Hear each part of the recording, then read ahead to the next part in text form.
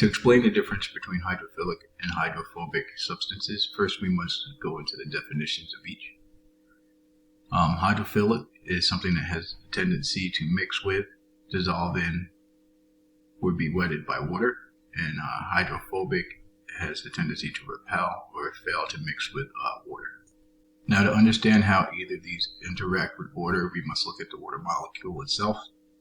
Water is polar, and it has a slightly negative charge on the oxygen atom and slightly positive charge on the hydrogen atoms. Hydrophilic substances are also polar. This helps them bond with the water and dissolve, and this is to help disperse the molecules throughout the cell or organism. And this usually takes place through hydrogen bonds that happen between the two molecules. A couple examples of hydrophilic molecules would be enzymes and sugars. The other category is hydrophobic. Now this can be used to keep water out of specific areas, whether it be as a defense, such as in hemoglobin. The center of the hemoglobin molecule is an iron molecule, and it is hydrophobic to keep the water and protect that atom. But the outsides of the hemoglobin are hydrophilic to absorb the water that is needed for the amino acid folds.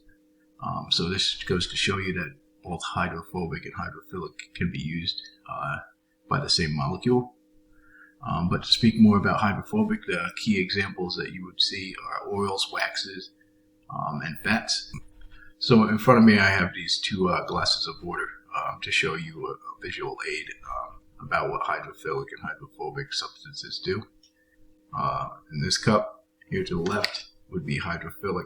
So I would take this drink mix here, pour it in, and you will see that it's changing the substance, and it is bonding with the water as the sugars dissolve.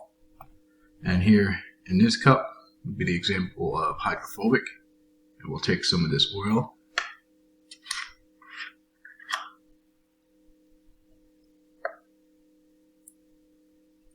and I don't know if you can see that. I'll bring the cup closer to the video, but it's all pooled at the top, and it separates because it will not dissolve in the water. So when you take something that is hydrophilic and you put it into a body of water, it tends to bond with it and become part of the water itself. And you take something that is hydrophobic, as you see, it'll create layers protecting itself from the water, as the water is polar and the substance is non-polar. So they separate.